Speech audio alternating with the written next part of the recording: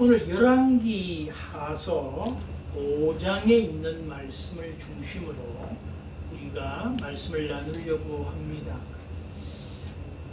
아람이라는 나라가 이스라엘 근처의 나라인데, 이 엘리사가 살던 그 시점에는 아람이 강대한 국가였습니다.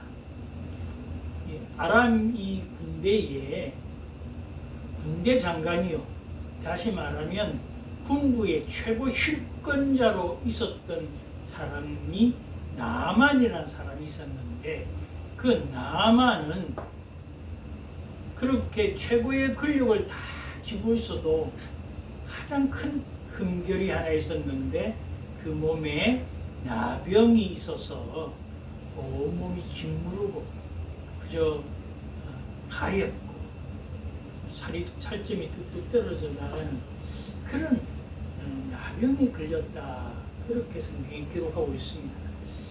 그래서 이 사람이 이거를 어떻게 하면 좀 나을 수 있을까 늘 걱정 고민하고 있었는데, 이스라엘의 그 침공에서 아람 군대가 어린 여자아이 하나를 이렇게 사로잡아 왔는데, 그 여자아이가 아람 군대 장관인 이 나만의 집에서 수종 들고 있는 그 종살이를 하고 있었어요. 그런데 아마 그 나만의 부인이나 모든 나만도 마찬가지겠지만 부인들이 우리 주인이 어떻게 하면 좀 나을 수 있을까 그러고 있으니까 이 어린아이도 들었단 말이에요. 그래서 이 여자아이가 그렇게 말을 합니다. 우리 고향 땅 이스라엘에 엘리사라고 하는 위대한 하나님의 사람이 있는데, 그 사람에게 가서 보이기만 하면 나을 텐데, 참 국경이 있고 안타깝다는 듯이 말을 했어요.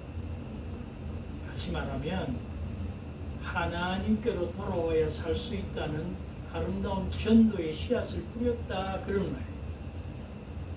그때 이 소리를 듣고 나만이 자기의 왕에게, 아람 왕에게 나아가서 지금 말하면 좀 휴가를 주십시오 그랬겠죠. 왜 휴가가 필요하냐 그랬더니, 내가 이스라엘 땅에 엘리사라는 종을 그 선지자를 만나서 이 몸이 좀 낫게 하고 돌아오겠습니다, 그렇게 건의를 했단 말이죠. 그랬더니 왕이 흔쾌히 말하면서, 그럼 내가 이스라엘 왕에게 소식을 전해서 글을 써서 당신을 도우라고 그렇게 말을 하겠다고. 그렇게 해서 그 서신을 가지고 이스라엘 왕을 찾아갔습니다. 군대를 거느리고 위세당당하게 갔겠지요. 그때에 이스라엘 왕이 이 소식을 듣고서는 그냥 지금으로 말하면 아주 그냥 겁을 먹는 대로 먹었어요. 그래서 어떻게 했습니까? 그 당시에는 아주 어려움에 처하면 옷을 찢고 통곡하고 그랬던 그 풍습에 따라서, 그러다 옷을 찢고 지금 난리법석을 피웁니다. 왜 그랬을까요? 저 문둥병, 나병은 인간이 치료할 수 있는 것이 아닌데, 나을 병이 아닌데 그걸 이렇게 낫게 하겠다고 왔으니 이건 트집 잡아서 이 나라를 침략하려고 그런 게 아니겠는가. 지금 이스라엘의 국세로 보아서는 아람이 쳐들어온다면 우리는 멸망할 수밖에 없는데, 이런 일을 어떻게 우리가 견뎌낼 수 있겠는가, 그렇게 생각하고 옷을 찢고 지금 통곡을 하고 있습니다. 그럴 때에 오늘 본문 8절로 들어가게 됩니다. 하나님의 사람 엘리사가 이스라엘 왕이 자기 옷을 찢었다 함을 듣고 그렇게 지금 막 통곡을 하고 난리 법석을 피우고 있는 모습을 보면서 왕에게 사람을 보내서 이렇게 이릅니다. 왕이 어찌하여 옷을 찢었나이까? 이 말은요, 바꾸고 말하면 살아계신 하나님이 계신데 믿음이 그것밖에 안 되냐, 그런 말도 포함될 수 있는 것입니다. 지금 이스라엘은요, 왕을 위시해서 모든 백성이 이미 하나님을 떠나고 있습니다. 나라 전체가 지금 불신앙에 가득 찬 나라가 되어 있습니다. 그때에 왜 옷을 찢었습니까? 그러면서 그 사람을 내게 오게 하소서. 그가 이스라엘 중에 선지자가 있는 줄을 알리이다. 엘리사가 여기 있으니까 나한테만 오면 된다, 이런 뜻이 아니고, 앞에서도 말씀드렸다시피 이 땅에는 지금 하나님을 믿지 않고 떠난 지가 벌써 오래된 백성들만 살고 있는데요. 왕부터도 마찬가지고. 그런데 이제 그를 내게 보내서 살아계신 하나님이 역사하시는 모습을 보고 다시 하나님께로 돌아오는 백성이 되게 하면 좋겠다, 그 말입니다. 여러분, 우리 지금 현대의 우리 시점도 봐도 어떤가요? 문제가 발생하면 옷을 찢고 고민하고 염려, 걱정 속에 쌓여 있을 줄은 알아도 하나님 앞에 엎드린 사람이 과연 얼마나 될까? 그리고 이 모든 것이 하나님이 다 해결해 주실 것이라는 믿음을 가지고 선지자에게로, 교회로 이끌어가는 사람이 얼마나 될까? 네, 그런 시대에 왔습니다. 예전 시대만 해도 몇십 년 전만 해도 조금 아프다 우리 교회 가자 막 그렇게 말만, 요즘은 교회 가자보다는 우리 입에서도 벌써 어느 병원이 잘한다더라, 그 병원에 가거라 그러지. 하나님 앞에 기도하고 중심으로 그렇게 살자, 그런 사람들이 많이 없다, 그 말이에요. 그래서 이제 다시 우리에게 회개 운동이 일어나고, 이 땅이 당신이 염려하는 것만큼 하나님이 지키시는 이 나라가 침공해 오겠느냐? 아니라. 되려더 아람의 군대 장관이 고침을 받고 하나님께로 돌아오면 이 땅을 더 보호해주는 방패막이가 될 것인데 뭘 염려하느냐, 그런 말이에요. 우리는 이 땅에 살면서 하나님의 나라를 그런 눈으로 바라봐야 되는데 우리는 오늘 아침에도 염려합니다. 우리가. 그래서 오늘 제가 여러분 기원문 첫 번째에 우리가 기도문을 얘기하면서 그렇게 얘기했죠. 그렇죠? 이때까지 지내온 것 찬송하고 감사하라, 그렇게 말씀드렸죠. 그리고 그 말씀을 읽었잖아요. 그와 마찬가지로 우리는요, 선지자가 이 땅에 있습니다. 다시 말하면 하나님의 사람이 있고 하나님이 우리를 지켜주신다는 사실을 알아야 되는데, 그 문둥병자 하나가 군대의 장관이고 아람 군대의 위세등등하게 왔다고 그렇게 우리는 겁먹을 이유가 하나도 없다는 것입니다. 오라! 태산이 우리에게로 오라! 그래도 살아계신 하나님이 나를 지켜주시고 인도해 주실 것이다. 이것이 믿음이고, 이 믿음으로 승리하시는 우리가 되었으면 좋겠습니다. 그랬더니 9절에 나만이 이에 말들과 병거들을 거느리고 이르러 엘리사의 집문에 서니, 그랬습니다. 지금 나만은요, 목적을 잃어버리고 있습니다. 자기가 병 나으려고 왔는데, 여러분, 우리가 의사에게 가서 병을 고침을 받으라고 의사의 진찰을 받으러 갈 때 의사가 청진기를 대면서 이토리 올리세요. 그러면 에이, 그거 안 하고도 뭐 할 수 있는 거 아니야, 내가 어떤 사람인데. 그러면 그 병 낫겠습니까? 청진이 제대로 되겠습니까? 그런데 지금 군사를 거느리고 말 위에서 말에서 내리지도 않고 집에서 나오라고 딱 말 안장에 서 있는 이 교만한 모습에 나만을 볼 수 있습니다. 여러분, 우리가요, 목적이 분명해지면 겸손해집니다. 목적을 분명히 가진 사람은 겸손할 수밖에 없어요. 또 굴욕까지도 참을 수 있습니다. 닭장에 불이 났습니다. 어미닭이 새끼 병아리들을 품고 나중에 불이 꺼진 다음에 가보니까 병아리들은 그 밑에서 살아있는데 엄마는 새까맣게 타서 죽었다는 그런 얘기들 우리 종종 들어보지 않습니까? 항차 짐승도 내 새끼들을 살리겠다라고 하는 목적이 분명하면 자기는 희생하고 겸손하고 굴욕까지 죽음까지도 감당할 수 있단 말입니다. 그런데 우리는요, 하나님을 믿는 목적이 분명하지 못하기 때문에 교만해요. 여러분, 당신은 그거요, 기도하면 분명히 됩니다.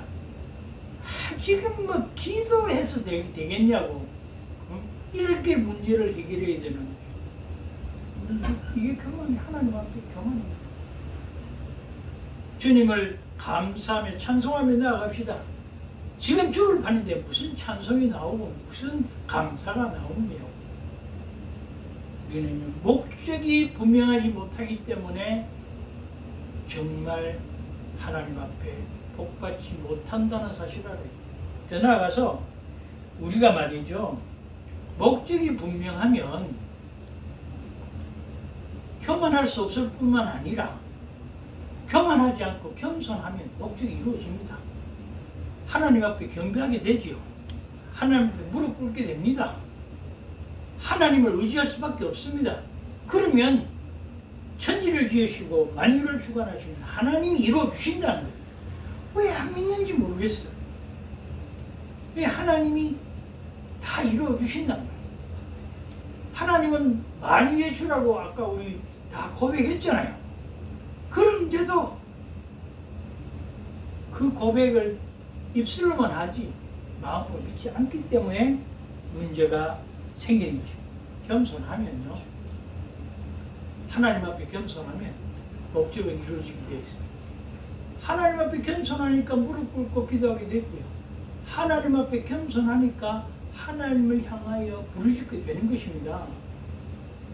아까 의사 말했지만 의사가 오돌오리라 그러면 청진기 되도록 도와주고요. 주사를 놓는다 그러면 참 부끄러워도 엉덩이 다 까는 것입니다. 그런 거 아닙니까? 그런데 우리는요, 그거 왜 그렇게 뭐 능력 있는 의사 같으면 알약 몇 개 주고 착착 낫게 해줘. 그런 것이 아니다. 그러면 낫겠냐고. 문제는 신뢰는 교만에서 나오는 것이 아니고 겸손에서 나온다는 것입니다. 우리가 이런 모습으로 지금 나만이 딱 섰는데 그 다음 절을 보실까요? 이 교만부터 끊을 거야. 병이 났습니다. 10절에 엘리사가 사자를 그에게 보내 이르되, 엘리사가 직접 나오지도 않았어요. 사자를 보내 이르되 너는 가서 요단강에 몸을 7번 씻으라. 내 살이 회복되어 깨끗하리라 하는지라. 지금 하나님의 사람이 하나님의 뜻대로 교만에 맞받아치고 있습니다. 여러분, 우리는요, 하나님을 배반하고 하나님을 대적하는 사람들에게는 이렇게 믿음으로 강단으로 맞받아칠 수 있어야 돼요. 우리가 그런 믿음이 없으면 하나님의 사람이 아니에요. 너 하나님의 사람아, 디모데를 향하여 바울이 불렀던 것처럼 우리가 하나님의 사람이 되려면 신앙으로 강단이 있어요. 확고한 믿음을 갖고 있어야 돼요. 누가 뭐래도 그 확고한 믿음으로 이렇게 요단강에 7번 씻으라 하고 하나님의 뜻으로 강력하게 명령을 내릴 수 있는 것입니다. 그런데 이런 명령이 떨어지니까 11절 이하에 보면 11절에 먼저 볼까요? 나만이 노하여 물러가며 교만하니까 말에서 내리지 않고 그따위 식으로 말해 탁 돌아서서 지금 되돌아간단 말이죠. 가면서 뭐라고 말하는가 하면 내 생각에는 그가 내게로 나와서서 그의 하나님 여호와의 이름을 부르고 그의 손을 그 부위 위에 흔들어 나병을 고칠까 하였다. 믿지 아니하는 나만이요, 하나님을 착각하고 하나님을 오해하고 하나님의 정체성을 모르는 거예요. 신뢰가 안 가는 거예요. 하나님의 신이 있어도 내같이 이렇게 대단한 장군 앞에 그 이스라엘의 선지자 한 사람이 나와서 기도하면서 막 어루만지기가 뭐 그 위에 손을 흔들면서 이렇게 안수기도 하듯이 해줘야 맞는 것인데 어떻게 이렇게 하냐고. 내 종처를 한번 보지도 아니하고 가서 요단강에 가서 씻으라. 이따운 말이라는 게 내가 어떻게 믿겠냐. 우리 하나님의 명령은요, 첫째로 나만처럼 교만을 끄시는 하나님이에요. 하나님이 싫어하시는 그 잠언서에 있는 예니고까지가 있는데 그 중에 제일 먼저 뭐예요? 교만하는 거예요. 하나님 앞에 교만할 이유가 하나도 없는 거예요. 사람 앞에 혹시 교만했다 할지라도 하나님 앞에 교만할 이유가 하나도 없는 거예요. 그런데도 지금 하나님의 사람 앞에서 교만했다 이 말은 하나님 앞에 교만했다 그 말이죠. 교만해서 그렇게 해주지도 않고 또 하나님을 오해하고 혹해하고 하나님을 바로 알지 못하면서 하나님은 와서 보이는 그런 작업을 해줘야 뭐 일이 날 텐데 말로만 가지고 가서 여러분 바꿔 말하면요, 하나님의 말씀의 위력이 얼마나 세는지 우리가 알아야 합니다. 얼마나 무서운 줄 알아야 되고요, 두려워할 줄 알아야 되고요, 그 말씀에 순종할 줄 알아야 된다. 우리가 뭐에 순종하는가? 요즘 계속 몇 줄 차고 있습니다. 하나님의 말씀에 순종하는 거예요. 하나님께 순종하는 거지 우리가 사탄에 순종하겠습니까? 세상의 권력에 순종하겠습니까? 세상의 지식에 순종하며 살아야겠습니까? 아니에요. 하나님의 말씀에 순종하는 자가 되어야 된다. 그래 하나님의 방법을 혼동하고 착각하고 사는 수많은 무리들 가운데에서 우리는 하나님의 말씀을 바로 알고 하나님의 말씀대로 순종하고 하나님 뜻대로 살아야 우리의 삶이 형통한 길로 갈 줄로 믿습니다. 그런데 그 분노가 어느 정도 극에 달해서 말하는가 하면 12절에 다메섹 강 아바나와 바르바를 이스라엘 모든 강물보다 낫지 아니하며 내가 거기서 몸을 씻으면 깨끗하게 되지 아니하랴 하고 몸을 돌려 분노하였더라. 이제는 교만에 지나쳐서 분노까지 하는데 그 분노의 내용이 뭔가 하면 야 우리가 있는 북부지방에 이스라엘 북부지방에 아람이 있잖아요. 거기에 다메섹 강이 있는데 그 강은 얼마나 깨끗하고 좋은 강인데 그런 깨끗하고 좋은 강의 강 줄기가 지금 두 강을 얘기하잖아요. 그죠? 아바나와 바르발 이 강이 있는데 거기 가서 내가 목욕하면 차라리 낫지. 요단강 같이 이렇게 혼탁한 물 가서 그것도 한 번도 아니고 7번이나 씻으라고? 그거 말이 되는 소리냐? 나쁜 놈 같으니라고. 그러고 지금 떠나는 거야. 여러분, 우리는 그럴 때가 얼마나 많은지. 저 총구석에 아주 그냥 뭐 밥도 제대로 못 먹는 목사가 강단에서 외치는 주말 집에 들어가지고 무슨 우리한테 은혜가 되고 덕이 되겠냐고. 반도 나는 좀 더 크고 좋은데 근사한 데 가서 예배드리고 그러면 거기서 막 축복이 막 쏟아질 텐데 뭘 그러냐고. 그런 사람이 있는가 하면 저렇게 날마다 뭐 강단에서 눈물 흘리면서 기도하면서 우리를 뭘 위해서 그렇게 하는 목사가 되겠냐고. 신사적으로 좋은 교회 가면 되지. 여러분 제가 큰 교회 작은 교회 뭐 도시교회 시골교회로 구분해서 말하려고 하는 것이 아니고 우리의 심령은 그렇다고. 대부분 여러분 다 보세요. 교인들 만나면 당신 어느 교회 다니는 교인입니다 그러면 감사합니다. 예수 믿는군요. 우리 한행조군요. 이렇게 말합니까? 안 합니다. 대부분 저도 예수 믿습니다. 예 그래요. 어느 교회 나오십니까? 딱 묻는다. 그 다음에 뭐 어느 교회 나간다 그러면 이름이 잘 모르는 교회, 그 교회 몇 명이나 모입니까? 그럼 대부분 그렇잖아요. 우리도 그러고요, 그죠? 대부분 그렇습니다. 그렇게 말하는 것보다 사실은 더 진짜 정말 마음에 드는 말, 예, 그 교회 나가십니까? 저 예수 믿읍시다. 예, 저도 교회 나가고 예수 믿습니다. 우리 하나님 참 좋은 분이시죠. 혹시 어느 교회 나가십니까? 그럼 예, 어느 교회 나갑니다. 예, 그 교회 정말 스님께서 역사하시고 목사님 말씀도 좋으시고 또 우리 전부 다 열심히 예수 믿는 몇 명 안 모이지만 열심히 믿는 좋은 교회입니다. 그래요. 저도 그 교회 한번 가보고 싶네요. 이렇게 해야 말이 맞는 거다 그 말이에요.